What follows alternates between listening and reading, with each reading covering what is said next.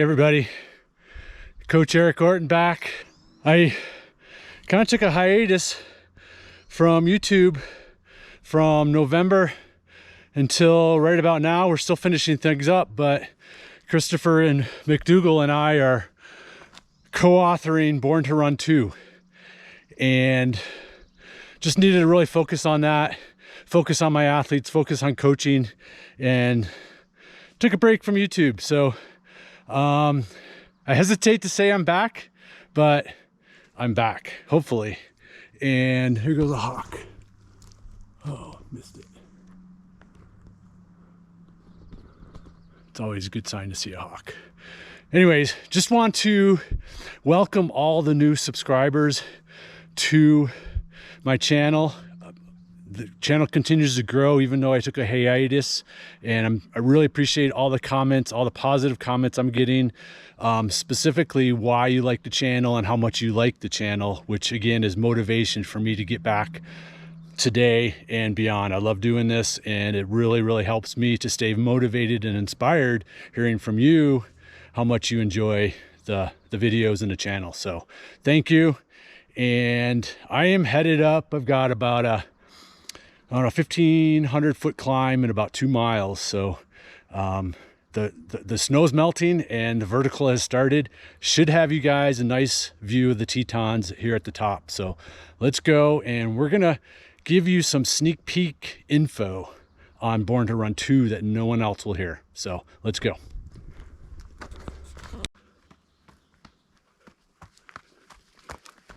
All right, but first, we're going to get into a little coaching right away. Like I mentioned, I've got this climb.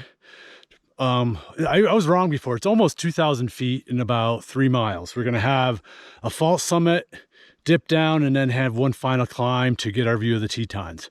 But as I'm running this and hiking this, I'm employing good race strategy and sometimes good training strategies that I have my athletes do. And what I'll do is send messages to my athletes on their workouts to take practice reading the terrain. And what I mean by that is that you're always making continuous moment-to-moment decisions whether to hike or run based on the grade, based on the distance, and based on the purpose. And when you're in racing, especially ultramarathoning, where you really need to conserve and manage your effort so you finish strong. So I'm on a section, it's good to show this. So I'm gonna walk it, I've already run it to get the sense for it, but I'm gonna show you what I mean by reading the terrain, and by walking it, it's just a little easier for you to see. So here we go. Is that I'm on a nice grade that's runnable. This is probably, I don't know, 6 to 8% grade, which for me, and the purpose of today is very runnable. But as soon as I get up to this tree on the left, it's gonna kick up to about 15%. So right here, I'm reading the terrain and I'm going right in from a run now to a hike. So now I'm hiking, steep grade, and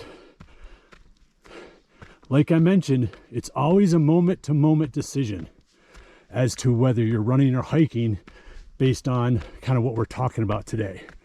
And just up here, it's gonna mellow out, and then I go right back into my run.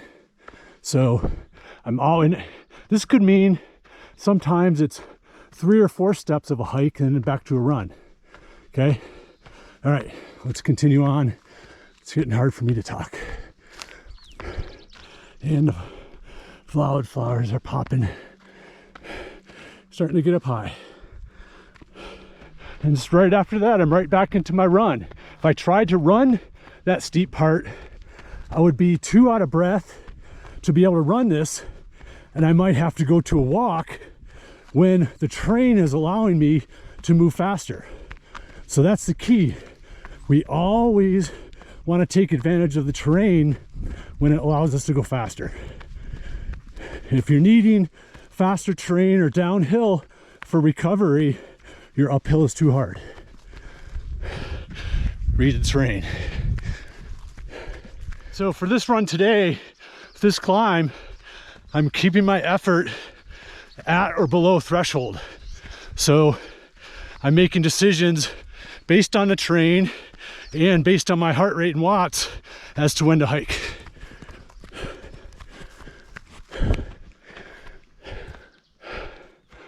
Got one last hiking climb before our first false summit. Here you can still see some snow, and we'll see the snow on the Tetons when we crest out. All right, I'm on my final hiking stretch to that false summit I've been talking about. And I just want to show you another part of our strategy. So right here, I'm at 10 to 12% grade hiking, making that decision, keeping my effort where I need it to be. And by this tree up here is going to be the top. And through my hiking effort, managing my effort, now I get to the top and I want to be able to go right into a run. If I'm getting up there, I'm getting up to the top, find some sun for you. If I'm getting at the top and I'm having to stop and breathe or walk downhill, again, I'm defeating the purpose of being efficient on longer training runs and racing. There could be times where my athletes and I will run that, and that's more for strength and that's just pure training. But what we're talking about today is efficient decision making to manage your effort to take advantage of faster terrain, where that becomes really important for longer training runs and longer races. So let's run down the hill. And got a little reprieve. We're going to head right over there to the hills. We've got one more climb. All right, gradual running section before we get up into the trees and start a final ascent to see the Tetons.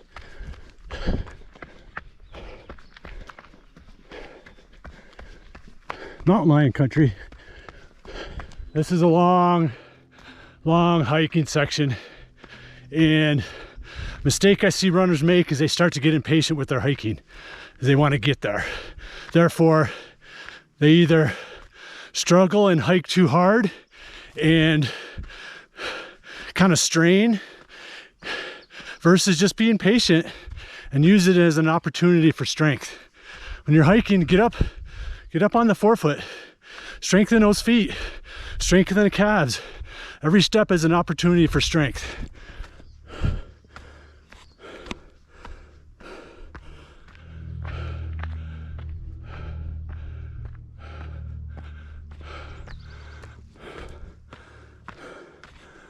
Getting there.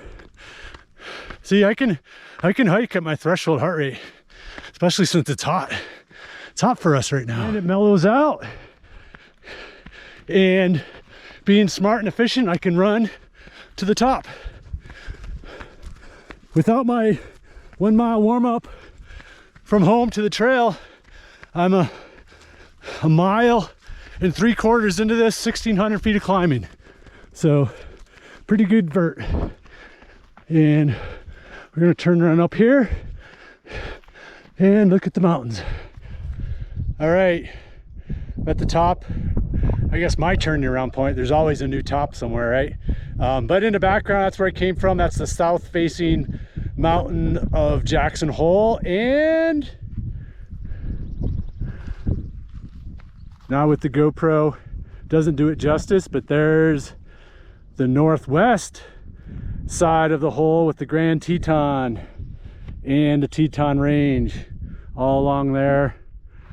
The Grovant east part of Jackson Hole, and right on these lower lane ridge right here is Snow King Mountain Ski Resort, which is the ski resort in town. So there's your little tour, but we're gonna find a place to sit real quick.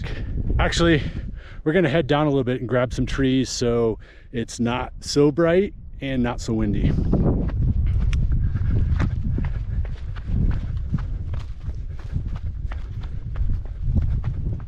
All right, I'm home. That wasn't gonna work.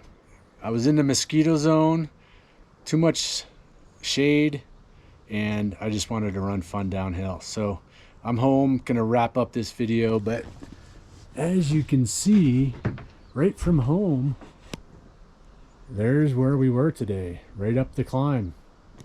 So pretty convenient. I think I got a little over 5 miles, 1,800 feet of climbing in an hour, 20 minutes, right from the door. So, all right, so real quickly, I mentioned that I would give a teaser on Born to Run 2.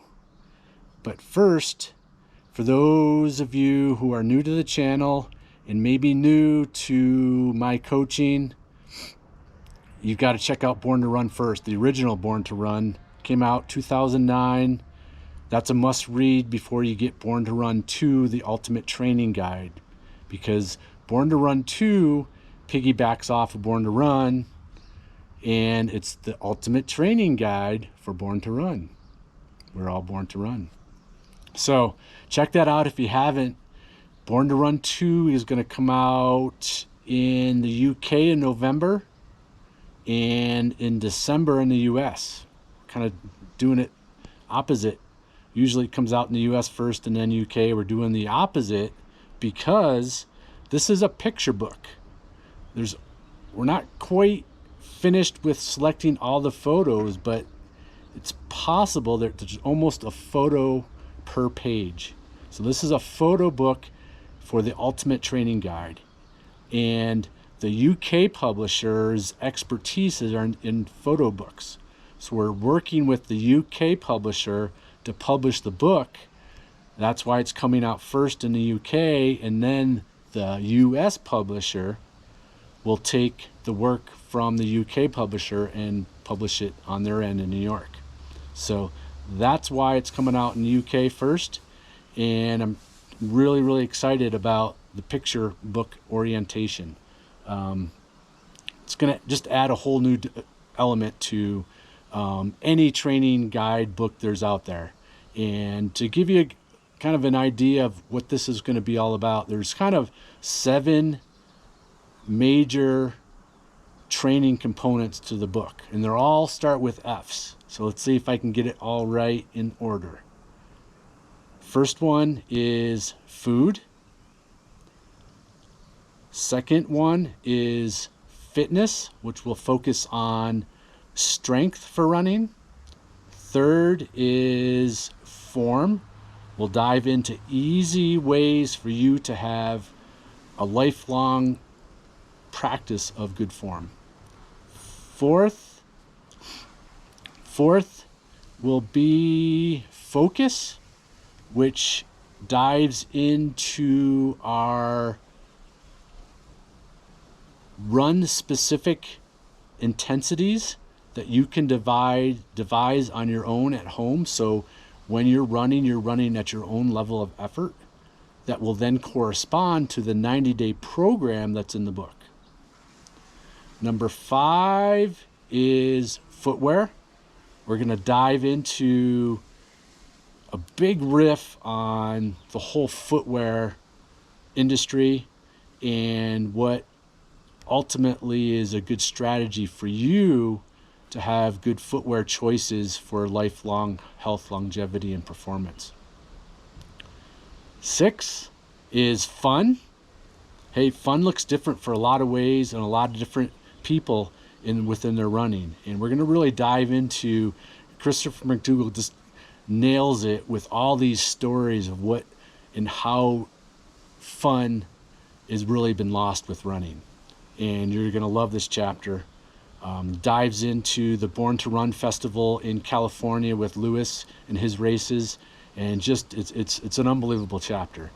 And then the last of our Magnificent 7 is family and friends, and how important it is to have friends to run with, a posse to run with, groups to run with, and how that really can elevate your running experience. So again, that's a little bit of a teaser. I'll dive in more as we get along closer to November and December, but just wanted to give you behind the scenes info on what's coming with Born to Run 2. No one's heard that before. Check out Born to Run first if you haven't. Check out my book, The Cool Impossible, if you haven't. And thanks for following along today. It's good to be back, and I'll see you next time. As always, run strong, run free. See ya.